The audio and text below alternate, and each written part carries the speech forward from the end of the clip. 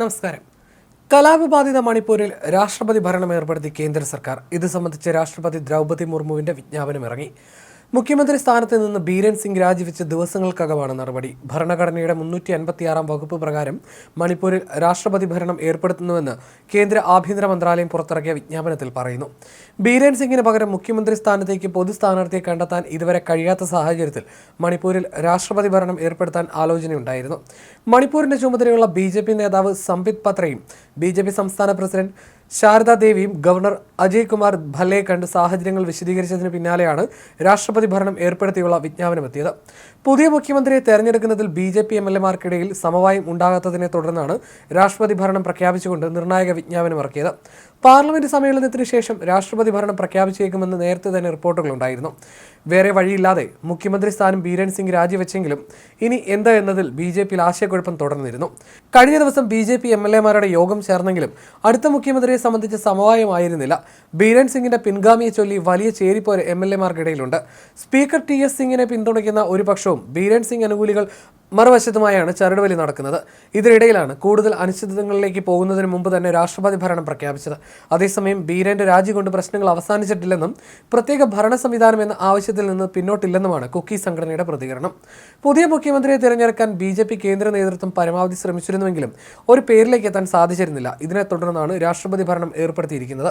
മണിപ്പൂർ കലാപത്തിന്റെ പശ്ചാത്തലത്തിൽ സഭയിൽ കോൺഗ്രസ് അവിശ്വാസ പ്രമേയം സമർപ്പിക്കാനിരിക്കെയായിരുന്നു ബീരൻ സിംഗിന്റെ രാജി. കലാപം തുടങ്ങി 2 വർഷത്തിന് ശേഷമാണ് രാജിക്കത്ത് ഗവർണർ അജയ് ഭല്ലയ്ക്ക് കൈമാറുകയായിരുന്നു. കേന്ദ്ര ആഭ്യന്തരമന്ത്രി അമിത് ഷായുമായുള്ള കൂടിക്കാഴ്ചയ്ക്ക് പിന്നാലെയായിരുന്നു രാജി പ്രഖ്യാപനം നടത്തിയത്. നേരത്തെ കോൺറാഡ് സിഗ്മയുടെ national people's party Biren Singh സർക്കാരിനുള്ള പിന്തുണ പിൻവലിച്ചിരുന്നു. കലാപം നടക്കുന്ന സംസ്ഥാനത്തെ ക്രമസമാധാന പൂർവ്വസ്ഥിതിയിലാക്കുന്നതിൽ സംസ്ഥാന സർക്കാർ പരാജയപ്പെട്ടുവെന്ന് ചൂണ്ടിക്കാട്ടിയായിരുന്നു നടപടി. എന്നാൽ NPPയുടെ പിന്തുണ പിൻവലിച്ചത് സർക്കാരിനെ ബാധിക്കുമായിരുന്നില്ല. 7 MLA-മാരാണ് NPPക്കുള്ളത്. 37 BJP MLA-മാരുടെ പിന്തുണയും നാഗ പീപ്പിൾസ് ഫ്രണ്ടിന്റെ 5 MLA-മാരും 3 സ്വതന്ത്രരുടെ പിന്തുണയും ബീരൻ സിംഗ് സർക്കാരിനുണ്ടായിരുന്നു. എന്നാൽ 12ഓളം MLA-മാർ നേതൃമാറ്റത്തിനായി മുന്നോട്ട് വന്നത് സർക്കാരിനെ സംബന്ധിച്ച് നിർണായകമായിരുന്നു. സ്പീക്കറും മുഖ്യമന്ത്രിയും തമ്മിൽ ഭിന്നതയുണ്ടെന്നും റിപ്പോർട്ടുകളുണ്ടായിരുന്നു. വിശ്വാസ വോട്ടെടുപ്പിന്റെ സാഹചര്യത്തിൽ ഈ MLA-മാർ പാർട്ടിക്കെതിരായ നിലപാട് സ്വീകരിച്ചാൽ സർക്കാർ പ്രതിസന്ധിയിലാകുമായിരുന്നു. ഡൽഹി തിരഞ്ഞെടുപ്പ് വിജയത്തിൽ പാർട്ടി തിളങ്ങി നിൽക്കവേ മണിപ്പൂരിൽ അവിശ്വാസ പ്രമേയം പാസ്സായാൽ അത് തിരിച്ചടിയാവുമെന്ന് കണ്ടാണ് BJP കേന്ദ്ര നേതൃത്വത്തിന്റെ പൊടുന്നനെയുള്ള തീരുമാനം. സംസ്ഥാനത്ത് കലാപം പൊട്ടിപ്പുറപ്പെട്ട സമയത്ത് അത് നിയന്ത്രിക്കുന്നതിൽ സംസ്ഥാന സർക്കാർ പരാജയപ്പെട്ടിരുന്നു. ഇതേ തുടർന്ന് വ്യാപകമായ വിമർശനം ബീരൻ സിംഗ് നേരിട്ടിരുന്നു.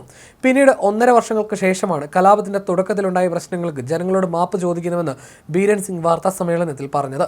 ഒരു വിഭാഗം സംസ്ഥാന നേതാക്കളും കേന്ദ്ര നേതാക്കളും എതിർപ്പ് പ്രകടിപ്പിക്കുമ്പോഴും പാർട്ടി കേന്ദ്ര നേതൃത്വത്തിലെ പ്രബല വിഭാഗത്തിന്റെ പിന്തുണയോടെ ബീരൻ സിംഗ് അധികാരത്തിൽ തുടരുകയായിരുന്നു.